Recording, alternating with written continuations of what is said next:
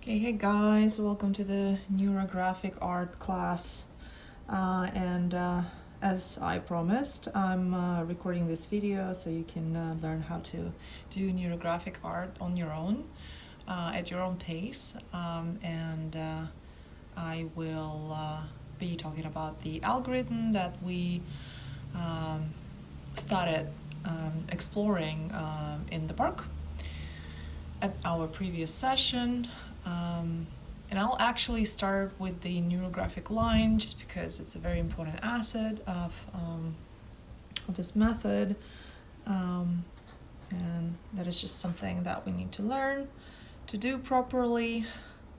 And neurographic line is a line that goes where you least expected, and it never repeats itself, and this is the most important thing that you need to know.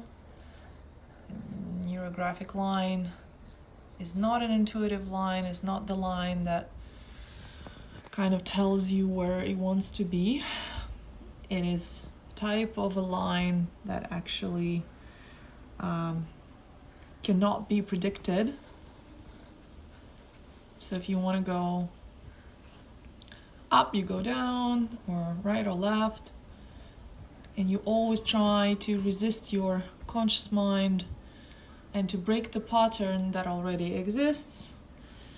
And I'll show you common mistakes people make when drawing neural line. So we have a tendency to create patterns. Here, if you notice, neural line is different in every single segment. Here you see the repeating pattern over and over again. So this is how we just repeat same pattern. This is how we introduce new behavior, new ways of thinking about a certain topic, certain problem. Okay, so let's practice. Let's practice creating your line. And I'm just gonna show you this quick trick that I sometimes, so some people find it incredibly helpful. Unfortunately, I only learned about it recently. So a great way to understand what a neural line is by finding some object that you can easily move on your piece of paper. It could be a coin, it can be a stone. Just make sure that it can move easily, can be moved easily. And then you can put your Sharpie anywhere on your piece of paper, and you just start moving. And then and you kind of following the object.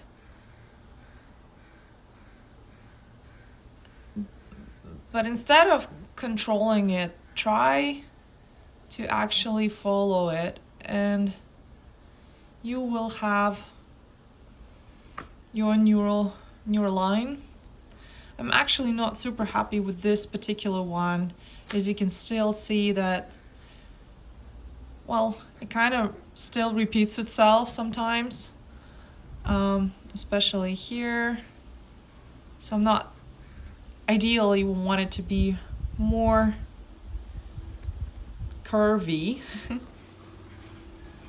this is like if I want, and if I try and go faster, maybe this time it will be better.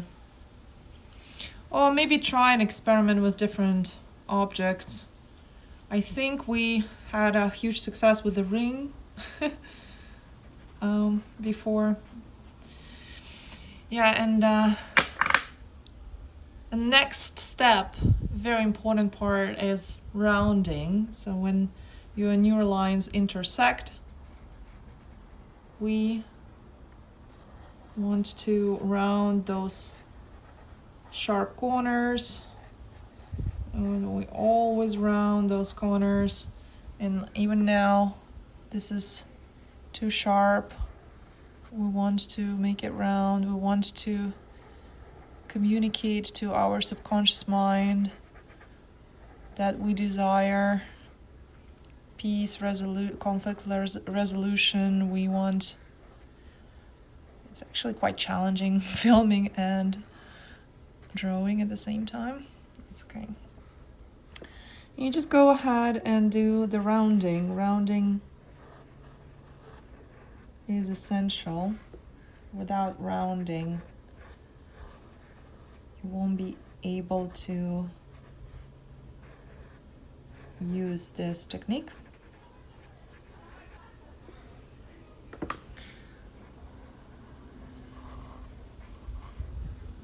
And there is no one way of doing this, as you can see.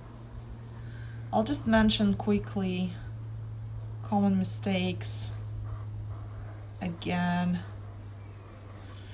And you can also, like, you can go over your original line. That's also acceptable. Just make sure if you have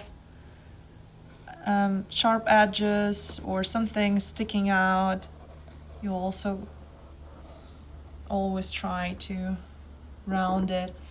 Also, in neurographic art, you can't have anything, like everything has to be attached. Everything is always connected as you're looking at a problem or at a certain thing that bothers you in a systematic way. So there should be nothing isolated in neurographic art. So if you see lines, sometimes you just like have one neural line here and the other neural line here, and then there's another one here. So everything is detached. You always want to connect things together. And then when you do that, of course you do the rounding. So it's always your step 2. And if you have if you've created new intersections, then you just keep rounding.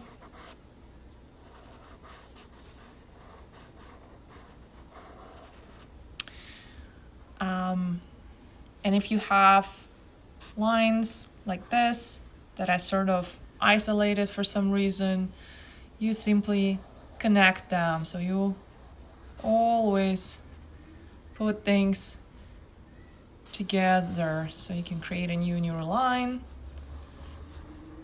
So yeah, so that's what you do. So now you just have a bunch of neural lines to deal with, and if you just go ahead and do the rounding, that alone is a great technique that will help you to release anxiety and stress. Oh, wait a second, just at this guy. So just keep in mind that you just want things to look harmonious. You don't want anything to stick out, and you always make sure that everything is rounded. Okay, let's go to the next step. Okay, let's move on. When you feel confident about your neural lines and ready to move forward, go ahead and try fear release algorithm. So we tried, we kind of did it before in the park. So this time is not going to be any different. It always starts with a theme or a topic. So give yourself some time to come up with the central theme, with the topic that makes you feel tense, makes you feel fearful, something that you're afraid of, something that you're constantly thinking about. You're free to choose your topic, write it down. You can do it on a separate piece of paper. I'm just trying to kind of save some paper. And you set your phone on a timer. 2 minutes. And within the next 2 minutes, you will be thinking about this central topic, central theme that contains a lot of energy, that contains lots of fears in it. And you think about fears that derive from this theme, from that topic, and you write those fears down. What is important here, what is important to mention here is that please don't overthink it. The more spontaneous it is, the more fast you write it down, the better. So let me just pause it for a sec, and we can do that. You can do the same, and just go ahead and write down your fears. Okay, I'm ready. Let's continue. So I'm all done here. Those are my fears associated with this theme, with life, and as you can see, I didn't write them in, there was no order. It was completely chaotic, and that's on purpose. That's the way things should be. And now what I'll be doing, I'll just take a look at your words and see what resonates, what triggers you the most, and just in general notice how many words you came up with. Notice if there's anything you didn't expect to see there, because sometimes like even this step in the algorithm is very insightful and allows you to understand that there is some underlying fear that you didn't even expect it existed, that prevents you from certain experiences, from certain things. So it was really funny for me to see this word, the word jail. I have no idea why my subconsciously my mind associates life with jail. I don't know, maybe I'm afraid of going to jail for this video or something. But yeah, it's very interesting. So what I suggest we do right now is to look at the words. Sometimes it's combination of words. I encourage you not to write long sentences or even 2 words. Sometimes it's just too complicated. So just stick to 1 word if you can. If you can't, if it has to be 2 words or an expression, a short one, go ahead and do that. But yeah, general rule is we're trying our best to stick with 1 word. Like breakthrough is basically 1 word, right?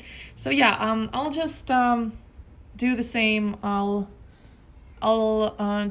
take a look at my words, and I will highlight the words that trigger me the most in the context of this topic. Yeah, see you in a sec.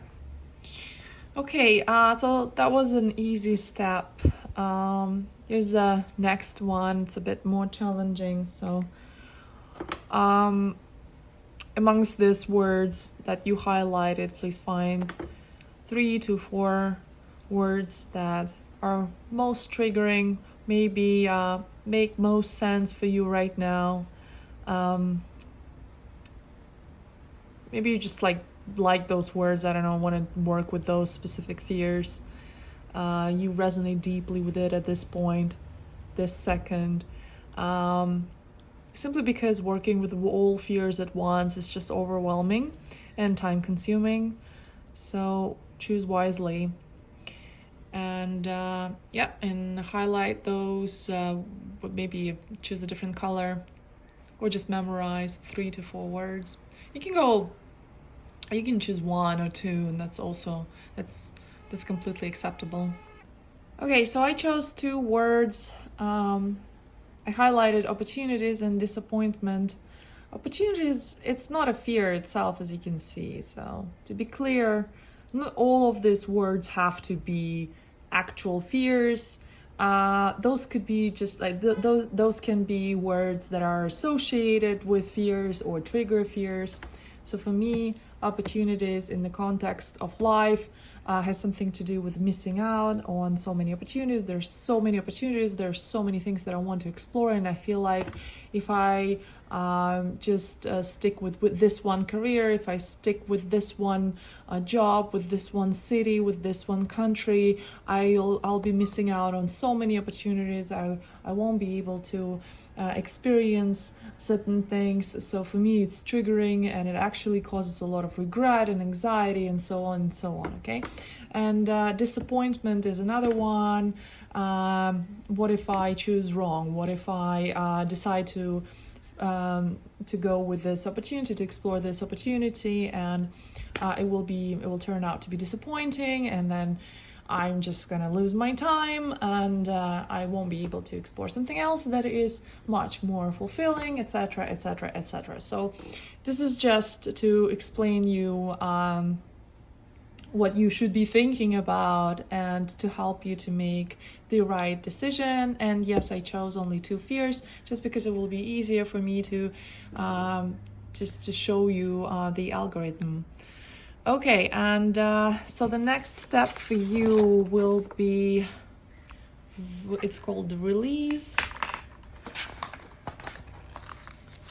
It's a psychic release. That's a funny name. So what happens here is that you just take a look at your words, choose one.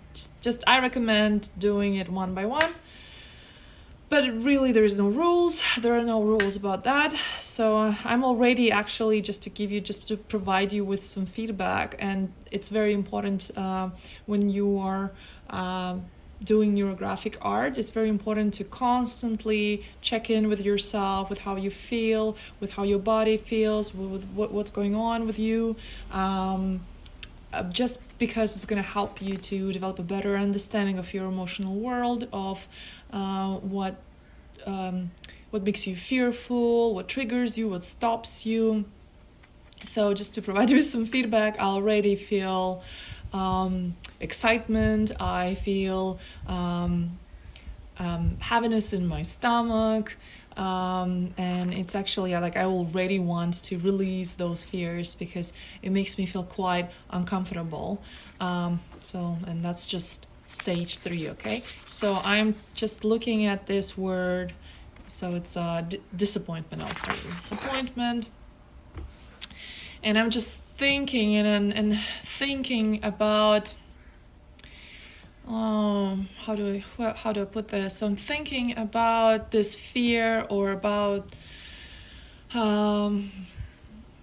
this word, about its context, how it is connected with the central theme, and I chose life, fear of life, fear of being disappointed in life, in my decisions, in my life decisions, in my choices. So I'm thinking about all of this. I'm saying this out loud right now just so that you can understand the mental process that you'll be, or you're perhaps dealing with something similar right now, and that's the right direction.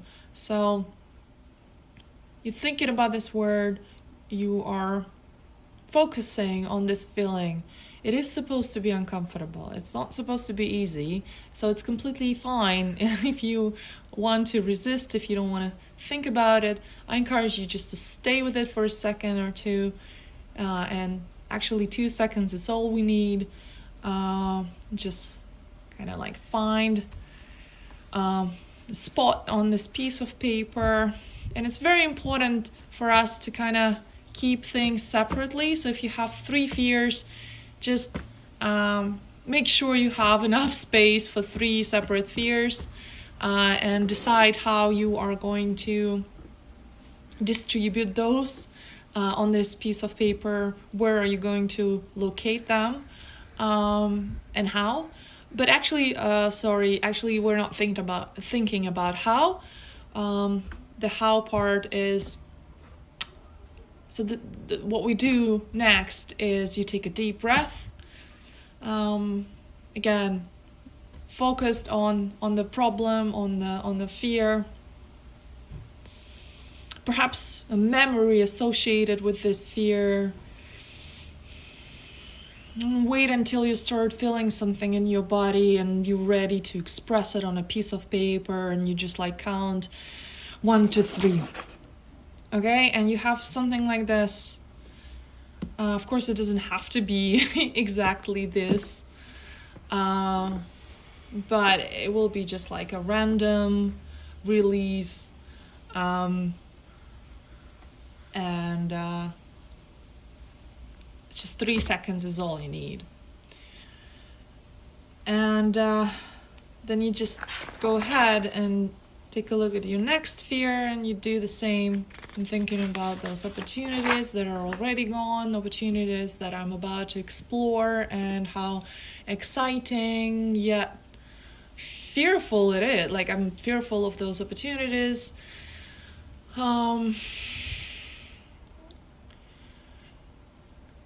It's very important to actually focus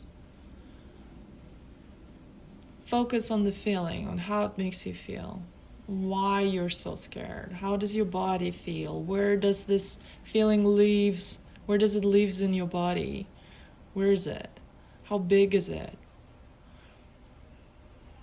And then when you're ready, I'm not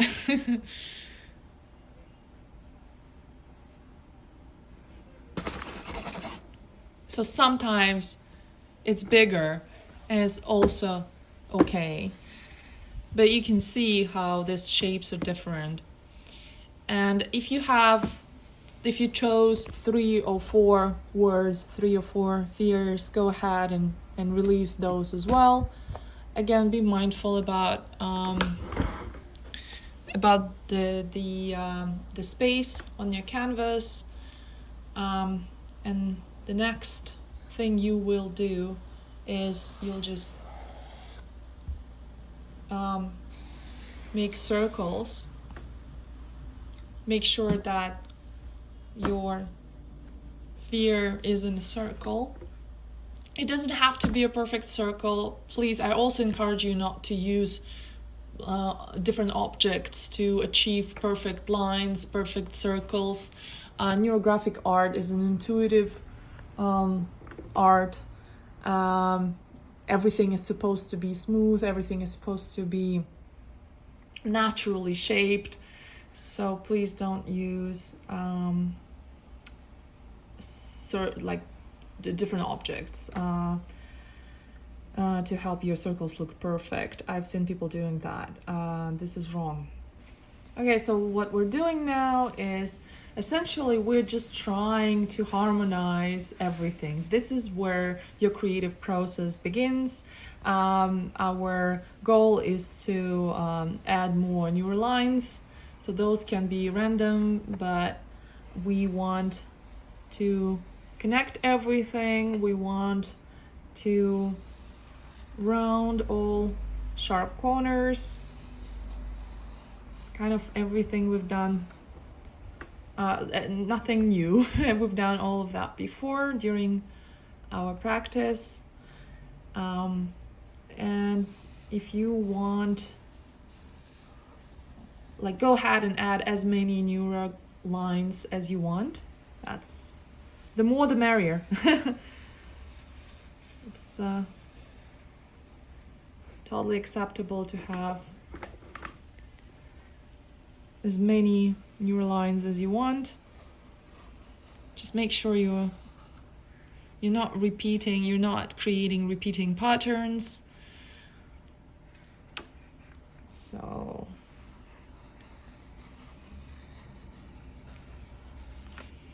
and again, always pay attention on how you feel. How does your body feel? Also, maybe what thoughts, maybe you're thinking about something. If you want to just pause and do something else, that is most likely resistance. At this stage of the algorithm, resistance is very common just because we're kind of like we're accessing our subconscious mind. Our conscious mind may detect this communication and it tries to protect us and doesn't want us to initiate any change, doesn't want us to move things around. So yeah, you may experience resistance or some minor discomfort. Sometimes I literally feel butterflies in my stomach. And then you just go ahead and do the rounding when you're satisfied with the amount of neural lines you put on your canvas. And it's gonna keep you busy for the next 40 minutes or so, depending on the scale, because you just start doing it much faster with practice. And as I said, it's okay to go over neural lines several times. And you want to avoid any sharp corners. It's just what helps you to resolve those interpersonal conflicts, those fears that are buried deep in your subconscious.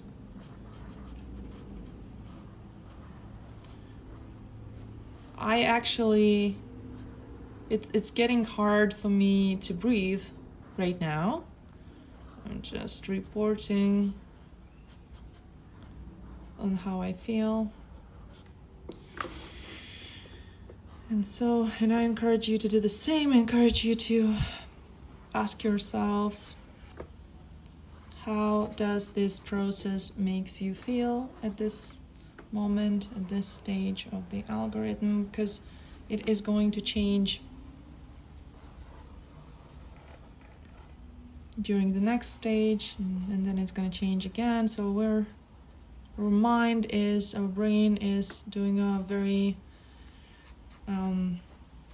energy consuming work right now. We are literally creating new neural pathways. We are unlocking new opportunities for our mind to explore. And I'm just gonna leave you with your drawing. Feel free to finish the rounding, and I'll show you the final result, and we'll show you next steps of the algorithm. Okay, so I am practically done here. As you can see, I don't have any sharp edges. I'll just go ahead and check quickly if there's anything that needs to be rounded. Yeah, it's actually quite good, and it will take some time and practice to learn how to do it fast. Your first 10-20 drawings will probably take hours. Like this step of the algorithm can take literally hours. So always try to be mindful about the release, about the amount of work that you are willing to do. It's a lot of work. It's a lot of work for your brain. It is a lot of work for your mind to process. And moving forward, I'm actually feeling much better now. I already feel pretty chill.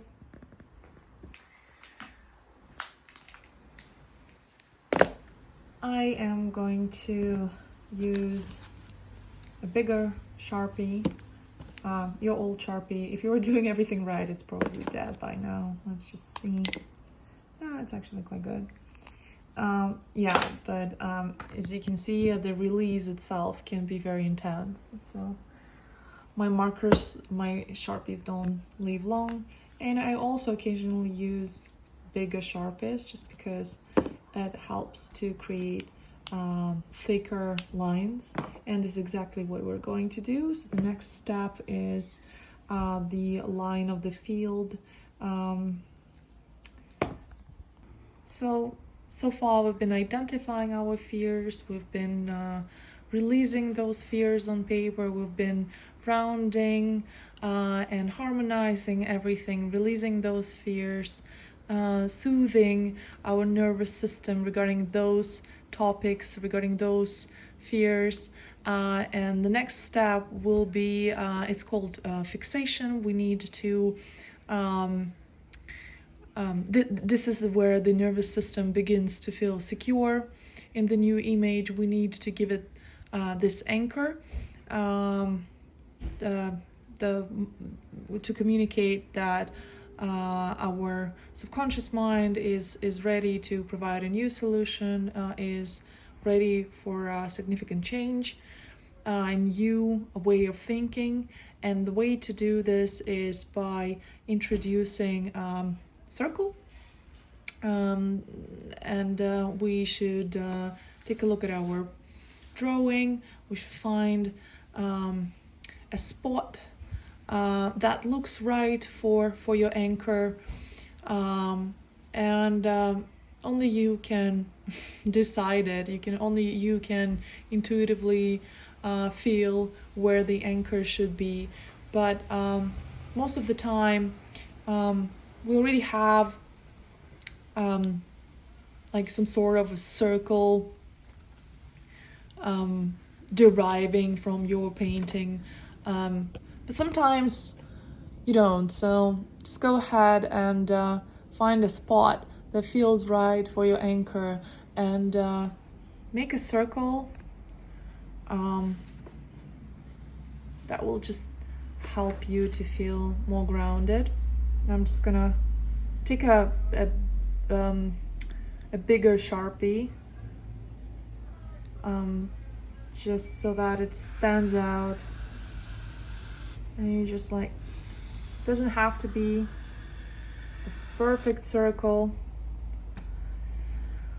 And then, as we always do, we just continue rounding, because now we have a new object that creates sharp corners, and there is no space for sharp corners in Neurographic Art. So we need to round, to do the rounding.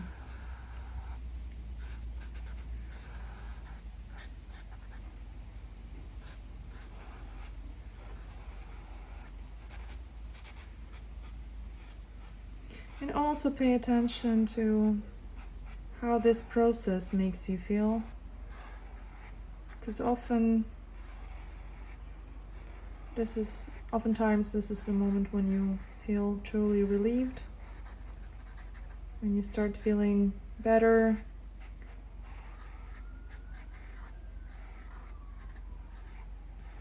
There can only be one figure of fixation in this algorithm. We don't want to overwhelm ourselves with different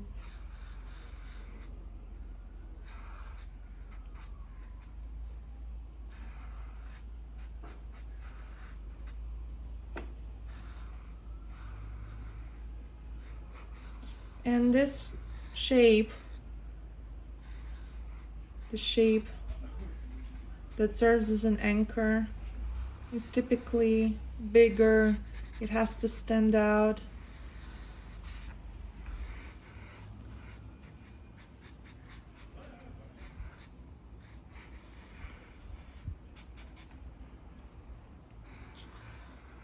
That's why we're using a bigger marker.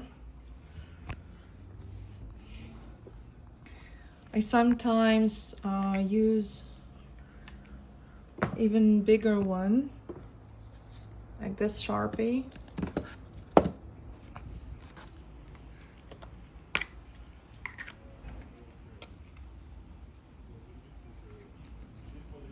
Simply because it makes things faster. Don't forget that we are using newer lines. There are no other lines in Neurographic Art. And yes, it is not very clean. You still need to do the rounding. And I'm definitely cheating here, but sometimes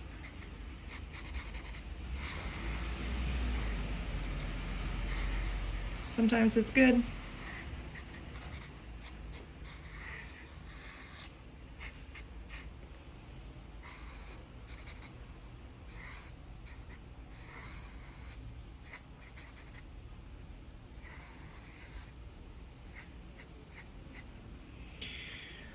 Okay, and as you can see, I still have sharp corners here. Don't be afraid of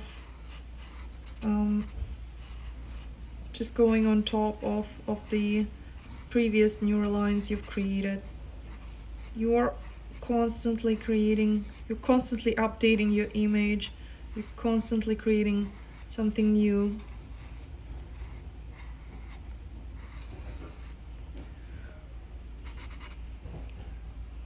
Okay, and I'm just gonna use a thin Sharpie to finish this. Okay, so the next step of the algorithm is coloring. We'll be coloring our drawing. Please use highlighters. They will help us to connect the cells, which is our goal. We are not just coloring separate cells, we are combining different segments.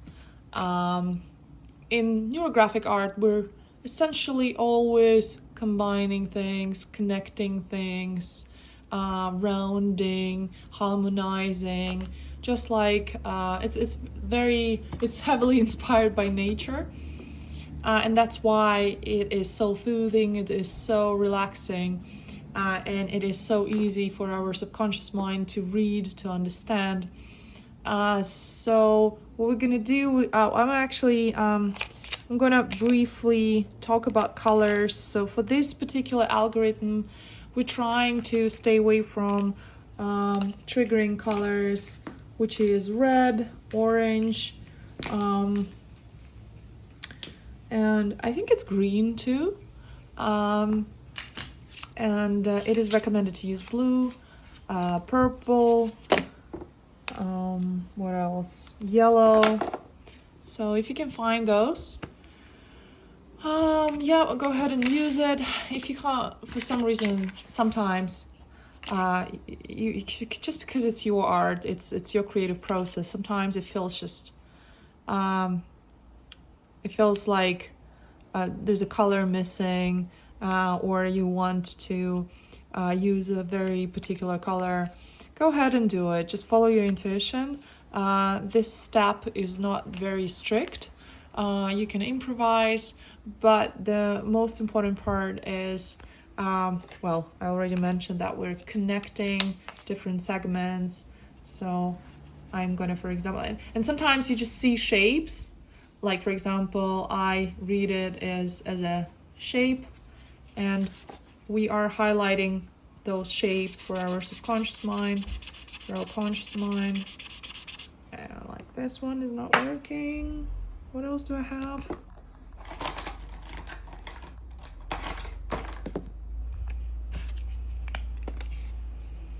Yep. Okay, so it ended up being green, so see you. Never know with those highlights. So what is important during this step of the algorithm? Again, we're not doing rounding here, but we don't want anything to stick. So for example, if I was not cautious here, and let's say I had some lines here, it means that I'm coloring that too. So because we don't want to separate, we want to connect. And I'm just looking at my drawing, and I can see different shapes. But that's what is important here, is not to do this intentionally. Like, I'm not trying to find shape of a heart. I'm not trying to make a drawing within a drawing using highlights. No, I'm just looking at the overall painting and at the overall picture and connecting segments that just feels right to connect, if that makes sense. And then I just choose another color.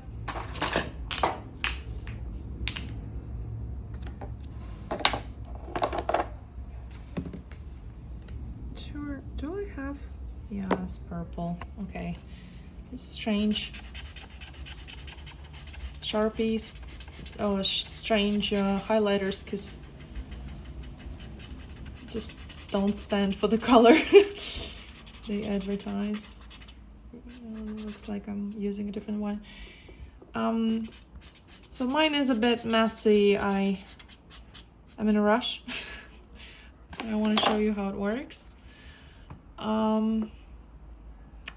And yeah, you don't have to color everything.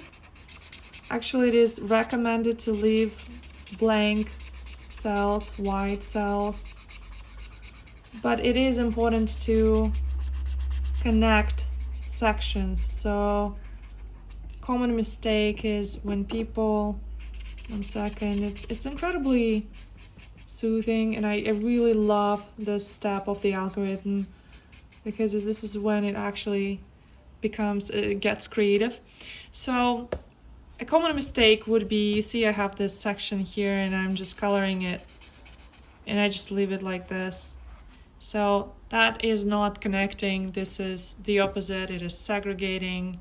It's alienating one. Like just creating a whole different shape. So again, we want to connect those sections into one shape. Yes, we are going over the black lines as well. This is our goal, to show our mind that certain things are interconnected, and we are literally highlighting a solution for our brain.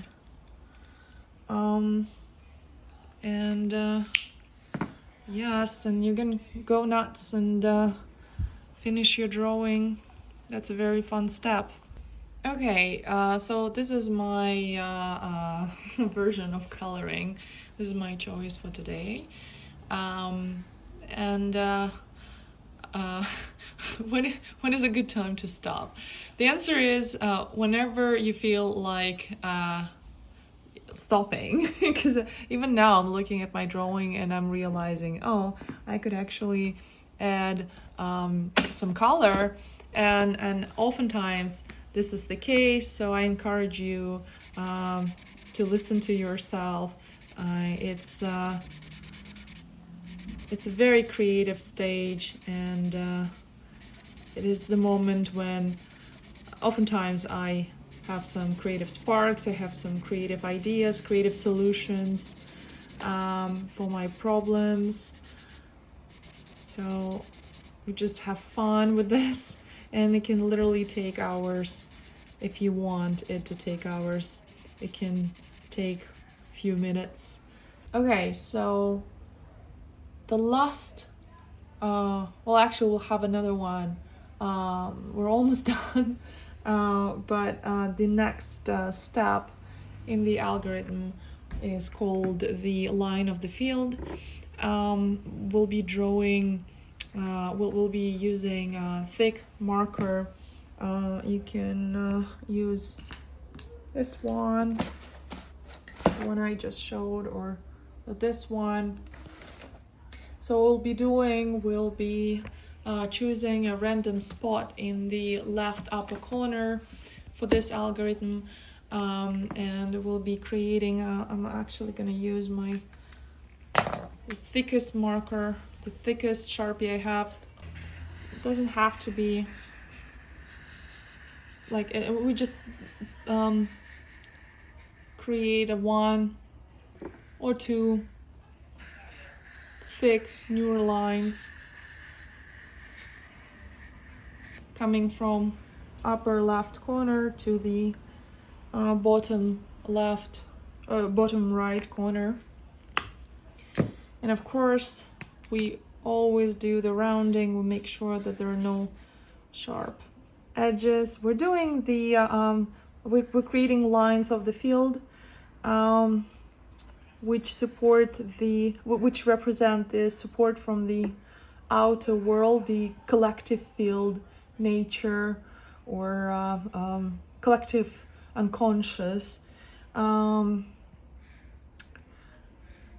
These lines interact with your inner drawing, with your inner image, with your self-image. Sorry, guys.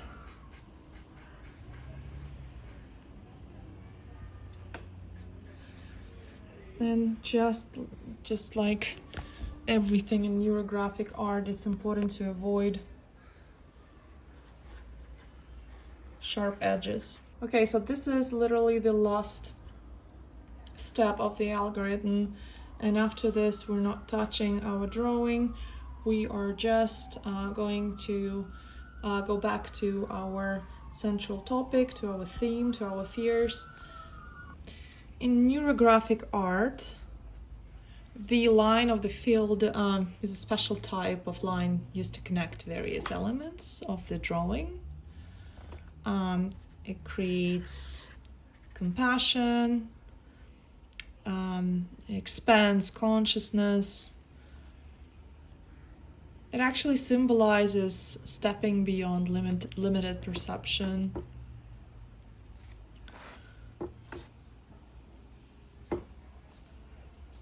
And it also reveals us the infinite realm of possibilities. Also, in Jungian psychology, it stands for the collective unconscious, the collective field.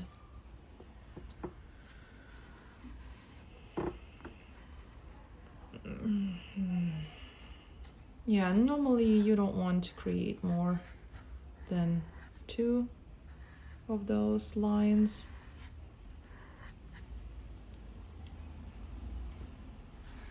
But this will be the final thing that we draw today. When we're done rounding the line of the field, we'll get back to our topic, our theme. Okay, so I'm finally done. This is the result of my work for today, and I actually do feel much better. So I think it's important to mention that this algorithm, even though it's very powerful, of course, it is not a magic pill, so it's not gonna release you of your fears completely. But if at some point there was a fear that was blocking you or restricting you from something, you will feel much more relieved. You will probably notice that there is nothing limiting you. There is nothing that holds you back, and you will notice it quite fast. It is actually incredible how fast neurographic art works. But with that said, sometimes we have fears that are deeply triggering, that require us to sit and work with them, and that may require sometimes 3 drawings, sometimes 5 drawings. My maximum, I think the maximum amount of drawings I've made when working with one fear was 3. It was usually enough for me, but like I said, everyone is different. So yes, please use this. Feel free to use this algorithm. It's truly amazing. Make sure you're not overwhelming yourself. Please stick to one theme a day. You can do multiple drawings, but just make sure that they have same theme. And the final step would be getting back to your topic. My topic was life.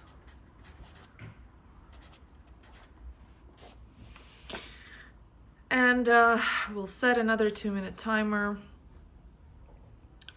and we'll be coming up with different words that will come to mind, fears that will come to mind associated with this theme, just like we did before, just like we did first time. And I'll be back in a second.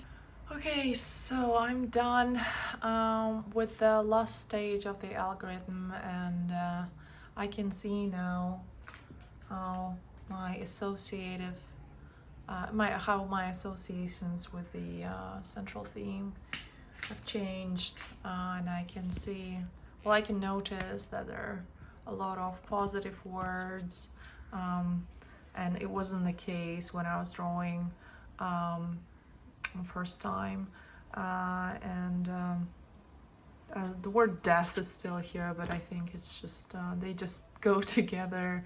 But I see words like fun, abundance, action, travel, freedom, joy, love, like all of those things. They're very encouraging, creative. So I there's still words that are triggering, and you may find that you actually on your second iteration you have more triggering words.